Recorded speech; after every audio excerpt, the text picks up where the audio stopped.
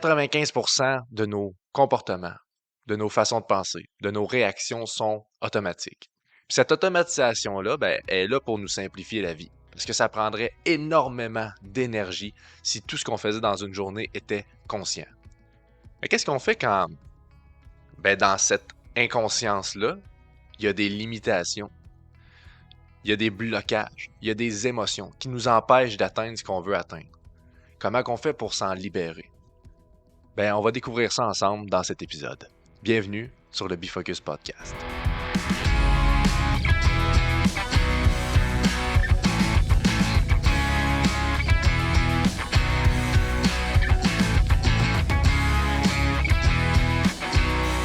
L'intelligence humaine est, ma foi, hyper sophistiquée. J'ai très hâte de discuter avec vous de ça, de ce monde-là que j'ai découvert il y a environ 5 ans.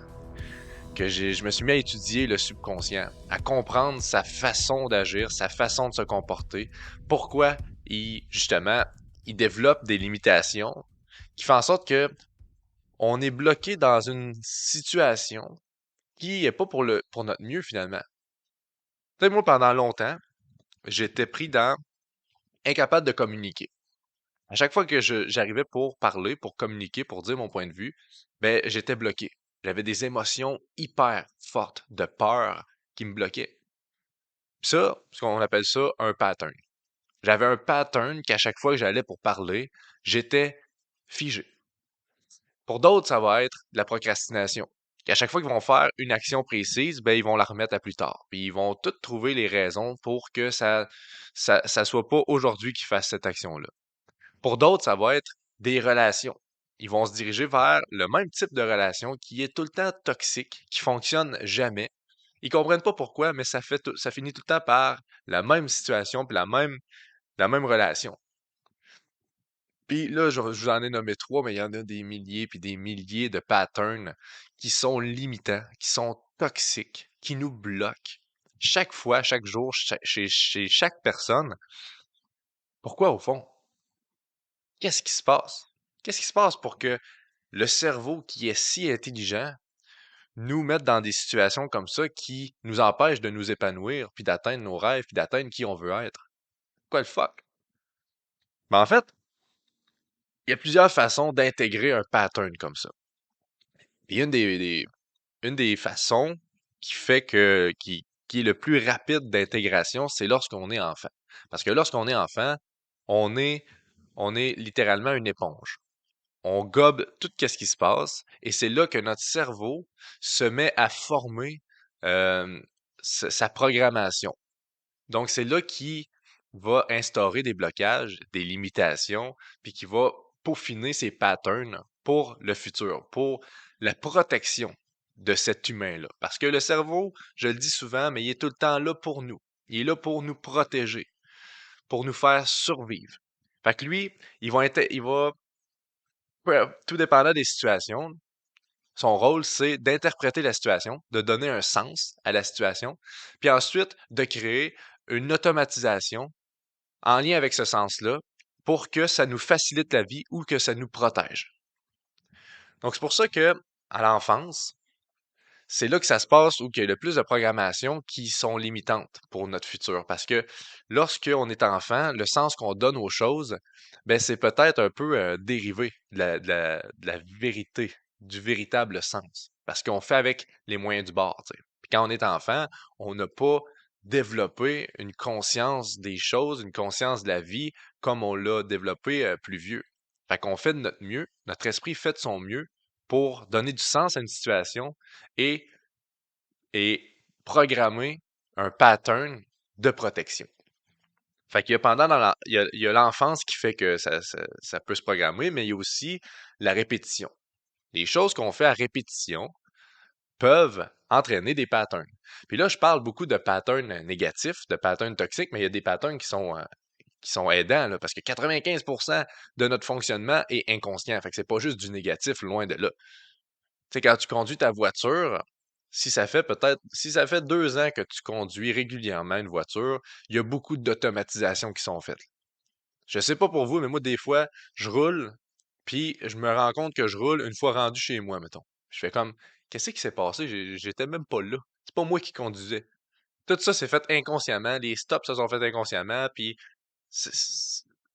c'est bien comme ça parce que ça a facilité la tâche. Tu sais. J'ai pas eu à être conscient de OK, je mets mon clignotant, je check mon angle mort, OK, je tourne là, je fais cette sortie-là, je fais son stop-là. Non, c'était rendu automatique parce que je l'ai répété, répété, répété, répété. Fait que c'est rendu juste un pattern qui se fait automatiquement. Donc ça, c'est positif. On veut garder ça. Mais il y a des patterns comme quand j'avais de la difficulté à m'exprimer qui étaient finalement négatifs. Parce qu'à chaque fois que j'arrivais pour parler, j'étais bloqué. Mon émotion me bloquait. Il y avait quelque chose qui voulait me protéger. Parce que quand j'étais plus jeune, il y a eu une association entre m'exprimer et une souffrance.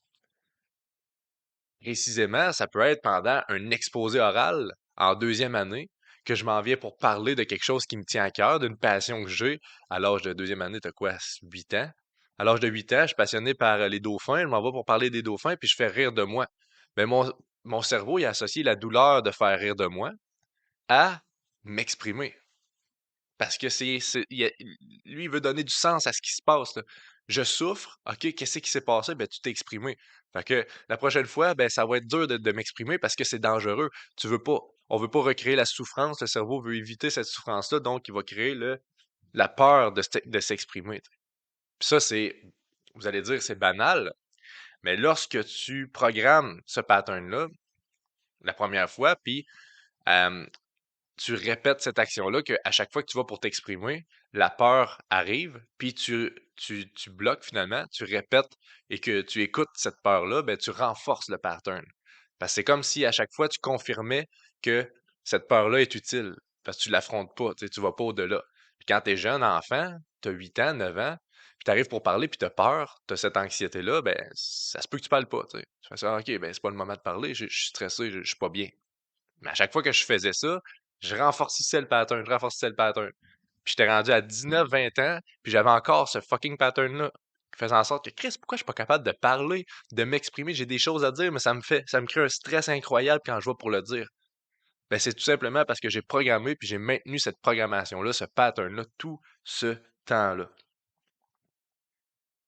Je vais vous donner un autre exemple complètement qui peut arriver, là. Mettons que il y a une personne, une petite fille qui a peut-être 6 ans, puis pendant un souper avec sa famille, ses oncles, ses tantes, ben, tout le monde sort dehors pour aller faire quelque chose, puis elle reste toute seule avec son oncle, puis son oncle qui fait des attouchements. Mettons. La fille, elle a 6 ans.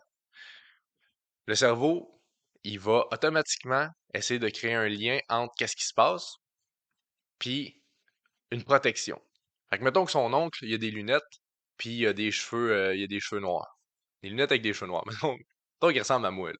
Ben, son cerveau va associer cet oncle-là, ce visage-là, cette forme-là, à un potentiel danger. Puis là, mettons, la fille a fait sa vie, elle est rendue à 30 ans, elle travaille, puis tu sais, elle a surmonté ça quand même, elle continue à vivre avec ça. Puis là, tout d'un coup, il y a un nouveau patron qui arrive à son emploi, puis il a des lunettes puis des cheveux bruns. Son cerveau va créer le lien inconsciemment, là. Elle n'aura pas conscience de tout ce qui se passe, mais il va créer le lien entre potentiel danger et le monsieur qui vient de rentrer dans la pièce, qui est ton patron. Fait qu'inconsciemment, elle va tout le temps avoir une relation difficile avec son patron.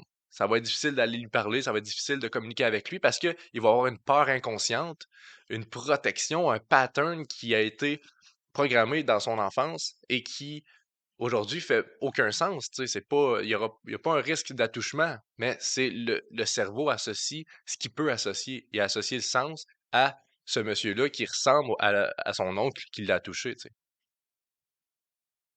Donc ça, c'est deux exemples qui sont assez précises, mais ça peut être comme ça avec plein, plein, plein de facteurs. Le cerveau fait de son mieux pour créer du sens et pour te protéger. Donc aujourd'hui, il y a des choses que tu te dis pourquoi j'ai de la difficulté, pourquoi je suis bloqué à faire ça, pourquoi j'ai tout le temps peur d'aller vers des personnes, tel type de personnes, pourquoi j'ai peur de finalement être célibataire, pourquoi je veux pas faire telle action, pourquoi j'ai de la difficulté à entreprendre telle démarche, mais c'est peut-être tout simplement une programmation, un pattern qui a été instauré dans ton passé qui fait qu'aujourd'hui, ben, tu es bloqué. Puis, ben, qu'est-ce qu'on peut faire pour ça? Parce que là, je t'amène la facette du pattern, la facette du programme, mais il y a une façon de s'en sortir. Heureusement, on n'est pas pris avec ça, tu sais. Comme, mettons, que, une automatisation que tu fais en voiture qui est de jamais mettre ton flasheur, puis ça fait longtemps que tu mets pas ton flasheur, puis c'est rendu un réflexe pour toi de juste pas mettre ton flasheur puis tourner, tu sais. Ben ça se reprogramme. Si tu mets en conscience que tu dois mettre ton flasheur, puis tu forces l'action à chaque fois, puis tu te le rappelles, ben après peut-être 20, 30 fois que tu mets ton flasheur, ça va devenir automatique. Puis là, tu vas avoir pris la bonne habitude de mettre ton flasheur. Mettez vos flasheurs, by the way. OK? Un petit message d'intérêt public. Mettez vos flasheurs quand vous tournez. C'est bon. Ça, c'est fait. Donc, donc, si on veut se libérer d'un pattern qui est toxique finalement, qui est utile, qui était utile, qui a sa raison d'être. Parce que moi, à l'époque, là, quand j'ai fait rire de moi parce que je me suis exprimé, c'était utile de me protéger parce que j'avais pas encore la force et la conscience d'affronter ce- ce- cette moquerie-là de rire de moi, tu sais, parce que ça me faisait souffrir. Moi, je suis quelqu'un qui est beaucoup émotif. Je suis proche de mes émotions, donc ça me venait vraiment me trigger quand on riait de moi. Fait que c'est comme un moyen de me protéger, de dire, regarde, t'es pas assez conscient pour te détacher des gens qui rient de toi, ben on va te protéger autrement. Merci, tu sais. Mais quand j'étais rendu à 20 ans, j'avais plus besoin, là. J'étais assez mature, j'avais compris, puis c'était OK, riez de moi, ça me dérange plus, là. Je suis prêt à l'affronter, mais mon cerveau, lui, il savait pas. Il a pas compris ça. Fait que comment qu'on fait pour déprogrammer un pattern qu'on n'a plus besoin? Premièrement, le plus important, c'est de le mettre en conscience. De mettre en lumière c'est quoi qui se passe. Comment ça, je suis dans la peur quand ça arrive. Tu sais, il faut s'en rendre compte. Il faut le réaliser. Si j'avais pas réalisé que j'avais de la difficulté à m'exprimer, puis que j'étais bloqué à chaque fois que ça arrivait, ben je serais encore bloqué aujourd'hui à chaque fois que ça arrivait, puis j'aurais pire que ça là, puis c'est ça qui est le plus triste, c'est que j'aurais buildé ma vie autour de ma difficulté. Au lieu de défaire ma difficulté, j'aurais construit une réalité qui évite les situations où je dois m'exprimer. Parce que c'est ma personnalité. C'est qui je suis. Ah, moi, je suis quelqu'un de timide. Fait que je vais pas aller dans une situation qui me rend timide. Je vais builder une vie que finalement, j'ai pas besoin de m'exprimer. Je vais être confortable. Puis comme ça, tout le monde est heureux. Non. Non, parce que tu passes à côté de plein de choses que tu pourrais réaliser simplement parce que tu crois que c'est ta personnalité, tu sais. C'est pas qui tu es, ton blocage. C'est pas qui tu es, ta difficulté, tes limitations, ta façon de réagir, ta colère, ta tristesse quand il y a des situations qui arrivent, c'est pas qui tu es. C'est un pattern qui a été instauré. Mais aujourd'hui, t'as pas besoin de vivre avec ça. T'as pas besoin de, t'as plus besoin de cette façon d'agir-là. Fait que t'as pas besoin de le contourner. Il faut aller dedans. Il faut aller voir qu'est-ce qu'il y en est. Qu'est-ce qui se passe. Faut se rendre compte que c'est pas nous, là. C'est une façon dont mon cerveau a fait pour me protéger dans mon passé qui aujourd'hui n'est plus utile. Et quand on se rend compte de tout ça, là, on peut le mettre en lumière. Là, on peut s'en rendre compte. Et c'est là que démarre ton développement personnel. C'est là que démarre ton épanouissement. C'est là que tu commences à grandir, tout simplement. C'est quand tu prends conscience des incohérences qui font que tu vis encore avec ça, mais que tu veux t'en débarrasser. Puis c'est là que démarre peut-être un certain combat mental. Moi, personnellement, c'est ça qui s'est passé. Quand j'ai réalisé que j'avais de la difficulté à communiquer, je l'ai pris conscience. J'ai vraiment travaillé là-dessus parce que oui, il y a prendre conscience, mais après, il y a plein d'autres étapes que moi j'ai faites en accompagnement. Je me suis fait accompagner parce que toute seule, c'était c'était un pattern qui était vraiment intégré en moi, qui était vraiment profondément fort à l'intérieur de moi. Donc, il a fallu que j'aille me faire accompagner, me faire coacher à ce niveau-là. Mais plus ça allait, plus je le mettais en lumière, plus je me détachais, mais plus aussi qu'il y avait un certain combat qui se passait. Ça, c'est un phénomène qui est, je crois, normal, qui peut arriver à plusieurs personnes parce que, on se souvient, mon esprit a mis ce programme-là dans ma tête pour me protéger. Ça veut dire que si je l'ai pu, pour lui, sa signification-là, si j'ai pu le programme, c'est qu'il y a un danger. Donc, si je travaille sur ce programme-là pour retirer ce pattern-là qui m'empêche de m'exprimer, ben lui, il va m'envoyer des émotions de stress et d'anxiété encore plus fortes parce qu'il veut pas qu'on enlève ce programme-là parce qu'il pense qu'il y a un danger. Fait que c'est là que je dis qu'il y a un certain combat, un inconfort qui va se créer. Parce que il veut pas que tu l'enlèves, mais toi, tu es conscient que tu en as plus besoin. Et c'est là que c'est important d'être hyper conscient. D'être hyper conscient de tes forces, hyper conscient que tu es capable de l'affronter. Et c'est pour ça que ça prend un accompagnement. Pour moi, ça a pris un accompagnement plus précis parce que j'aurais pas été capable de juste faire bon ben je suis conscient que j'ai de la difficulté à communiquer, fait que maintenant tu peux t'en aller, tu sais. Mais non. Mais non, il a été là toute ma vie pour me protéger. C'est pas en faisant ah ben là je suis conscient, je n'ai plus besoin qu'il va s'en aller. Non, faut aller voir, OK, j'en ai plus besoin. Pourquoi? Qu'est-ce qui fait que j'ai plus besoin de ce programme-là? Quelle force que j'ai qui fait que j'ai plus besoin? Puis là, il a fallu que je développe ma confiance en moi.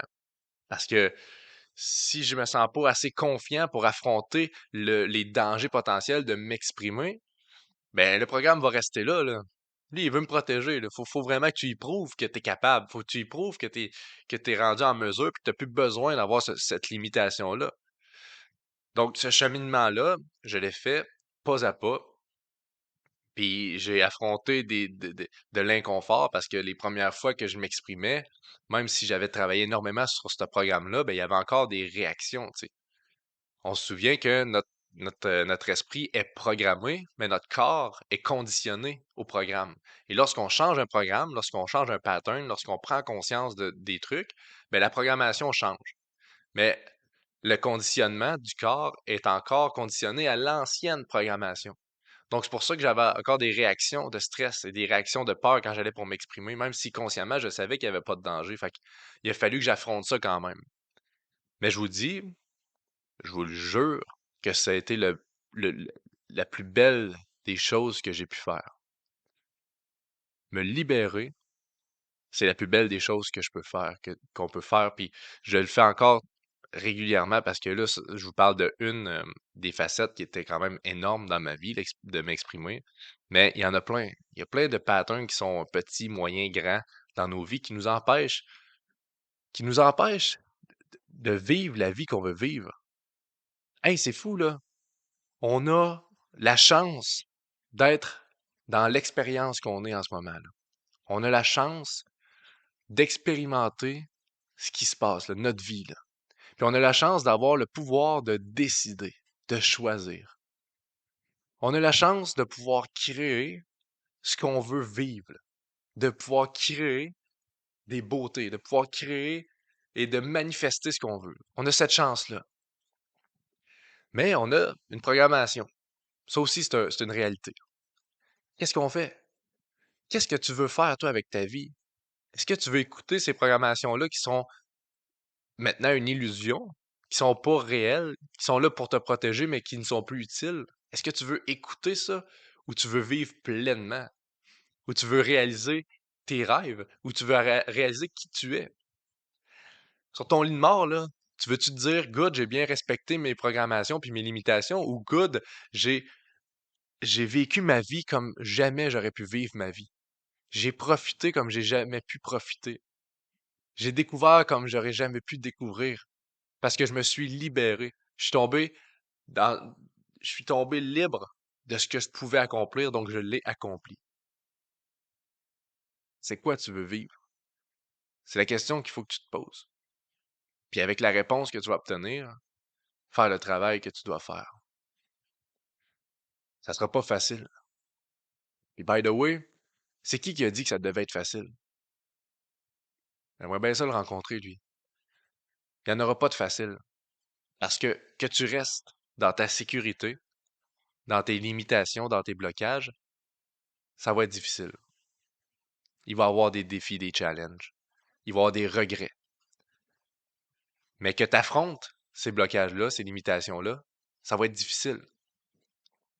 Il va y avoir de la souffrance. Il va y avoir des défis, des challenges. Mais il n'y aura jamais de regrets. Parce que tu peux jamais regretter de faire de ton mieux. Sur ce, j'espère que cet épisode t'a amené à réfléchir sur ta façon, la façon que ton cerveau a été programmé, la façon que tu vis ta vie. J'espère que ça t'a motivé à entreprendre une démarche de développement personnel, mais je sais que si tu écoutes ça en ce moment, tu es déjà dans cette démarche-là, tu es déjà en train de te développer, puis ça va juste t'amener encore plus d'outils pour le faire. Si tu veux de l'accompagnement, si tu veux des formations, si tu veux aller plus loin, plus vite dans ton développement personnel, n'hésite pas à venir m'écrire en privé. Je m'appelle Sam Duchesneau, je suis neuroactive coach et je te dis à très bientôt.